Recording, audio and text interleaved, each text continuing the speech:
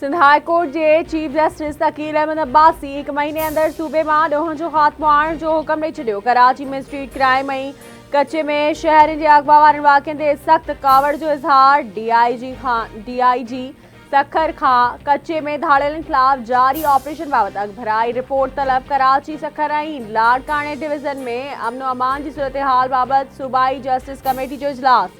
IG ऐं DG rangers पारां अमन अमान की सूरत हाल के हवाले से रिपोर्ट्स पेश। सिंध हाई कोर्ट के चीफ जस्टिस चयो आहे त अमन अमान की सूरत हाल ख़राब कंदड़ अंसरनि के अंजाम ताईं पहुचायो वञे। को केतिरो बि ताक़तवर छो न हुजे उन सां रिआयत न कई वञे।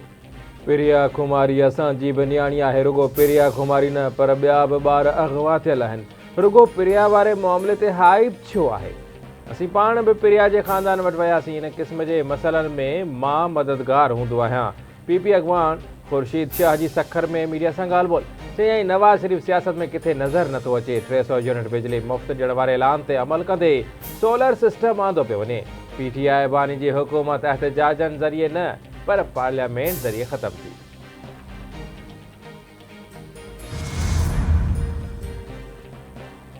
भारत 20 पाकिस्तानी शहरनि के कत्ल जो एतराफ़ करे वरितो। भारतीय बचाव वारे वज़ीर राजनाथ सिंह बरतानवी अख़बार की रिपोर्ट की तस्दीक करे छॾी।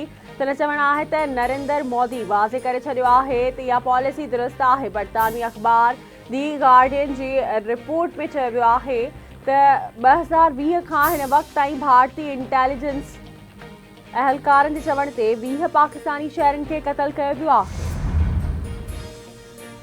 पाकिस्तान पारां शहरनि के क़त्ल के हवाले से भारत के दिफ़ा वारे वज़ीर के चिड़ ॾियारींदड़ बयान की मज़म्मत।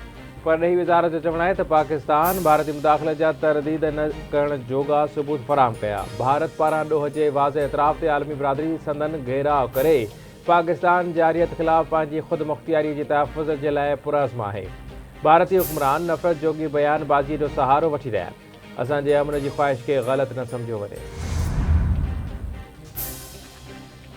भारत का बेवकूफ़ी कई तो मुंह तोड़ जवाब ॾींदासीं। बचाव वारे वज़ीर ख्वाजा आसिम मोदी सरकार के खबरदार करे छॾियो। सन चवण आहे त भारत इलेक्शन के चक्कर में अहिड़ी का हरकत करण खां पासो करे जंहिंजो खेसि नतीजो भोगणो पए। भारत पाड़ेसरी मुल्कनि के ज़रिए पाकिस्तान में दहशतगर्दी की सरपरस्ती करे थो। भारत में एतरी जुरत ना है जो सीधी रीत हमलो करे।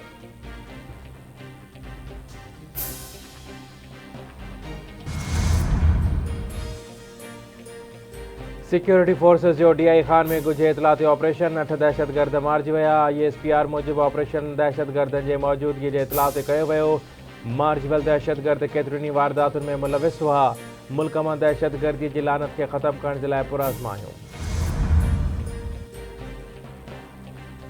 सिंध के सीनियर वज़ीर शर्जील इनाम मेमन पारां वाधू भाड़ो उगाड़ींदड़ ट्रांसपोर्टर्स खिलाफ़ कार्रवाई की हिदायत। ट्रांसपोर्ट अथॉरिटी सिंध के समूरनि ऑफिसरनि जूं मोकलूं रद्द करे छॾियूं। शर्जील इनाम मेमन चवे थो सिंध हुकूमत आवाम के हर क़िस्म जो रिलीफ ॾियण लाइ पुरज़्म आहे। मुसाफ़िरनि के परेशान कंदड़नि के माफ़ न कयो वेंदो। वाधू भाड़ो उगाड़ींदड़नि खिलाफ़ मुहिम ईद खां पोइ बि जारी रहंदी।